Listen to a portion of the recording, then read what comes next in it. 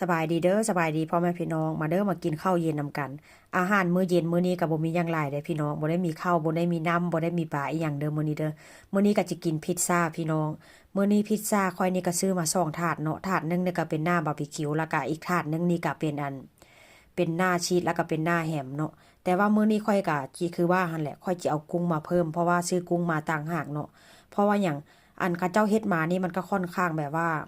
เขาเจ้าจำกัดนะพี่น้องก็คือว่าหั่นแหละเนาะ หันเขาเจ้าเฮ็ดแบบว่าใส่เต็มที่เขาเจ้าก็บ่ได้กำไรว่าเช่นซะเพราะฉะนั้นแล้วอยากให้พิซซ่าของเฮาแซ่บหั่นน่ะเฮาต้องซื้อมาเพิ่มหรือว่าอยากเอาหยังมาใส่ก็มาใส่เพิ่มว่าเช่นซะแล้วก่อนสิเอาเข้าเตาอบนี่ค่อยก็สิตัดเด้อพี่น้องบางเทื่อนี่ก็ส่วนหลายเนาะก็เป็นบางแล้วแต่อารมณ์แล้วแต่บางทีว่าเช่นซะบางเทื่อคือพอได้นี่ก็บ่ตัดได้ก็แบบว่าเอาเข้าทั้งแผงแต่ว่าเวลาเอาออกมามันยังร้อนๆอยู่นะพี่น้องมันค่อนข้างตัดยากว่าเช่นซะแล้วอีกอย่างเวลาที่กินเนาะ เวลาออกมาจากเตาอบแล้วก็เอามากินโลดว่าเส้นซาบ่ต้องแบบว่าเอามามาตัดมันใช้เวลาหลายแล้วก็มันฮ้อนเอาง่ายๆตัดเอาก้อนเข้าว่าเส้นซาเนาะพี่น้องเวลาเฮ็ดไปนี่ก็มีลูกชายมานั่งเฝ้าบอกว่าพี่น้องดมพร้อมได้อันความบอกว่าอันแม่บอกว่าอย่าดมอันใดห้ามนี่ก็คือแบบว่าเฮ็ดว่าเส้นซาอยากดมว่ามันมีรสชาติแบบใดว่าซั่นความว่าอันลูกชายเว้าพี่น้องเอ้ยอันบ่แม่นหยังดอกอยากแดก็บอกว่าไวเด้แม่เอ้ยไวๆเด้ ห้างเฮ็ดห้างอบที่ได้กินว่าซั่นความว่ายากพี่น้องเห็นบ่ขนาดว่าอันถาดนี้ก็ประมาณ4ยูโร5ยูโรแต่ว่าเห็นบ่ชีสมันก็ค่อนข้างจะน้อยที่สุดพี่น้องหน้าแหมนะเนี่ยแต่ว่าน้อยขนาดแต่ว่าค่อยก็เลยสิมาแกะกุ้งใส่กุ้งนี่ก็ค่อนข้างสดพี่น้องเอ้ยได้มาก็ไ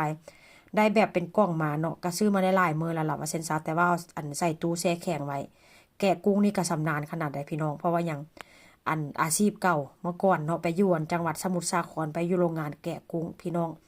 แถวแม่กอกแมวกองแถวบางยาพอกบางยาแพรกแถวนั้นนะพี่น้องสมุทรสาครท่าฉลอมแถวนั้นแหละเป็นป่าขี้คอยได้อันใดแถวนั้นได้เพราะว่าอย่างเมื่อก่อนไปแกะกุ้งอยู่โรงงานพี่น้องประมาณว่าเป็นฮับเมาหั่นแหละไปแกะหลายได้หลายแกะน้อยได้น้อยว่าเช่นซะธรรมดานี่แกะไปนี่ก็นอบแต่ละมือหั่นนะไปเฮ็ดงานอยู่สมุทรสาครพี่น้องเอ้ยตื่นแต่เช้าตื่นตั้งแต่อันมื้อนี้ตีหนึ่งตีสองจนฮอดมื้ออื่นข้ามวันข้ามคืนพี่น้องซั่วสิได้เงิน ละกิโลนึงก็บ่ได้แพงได้2 บาท3 บาทแกอยู่แถวท่าฉลอมพี่น้องเอ้ยถ้าหากว่าอัน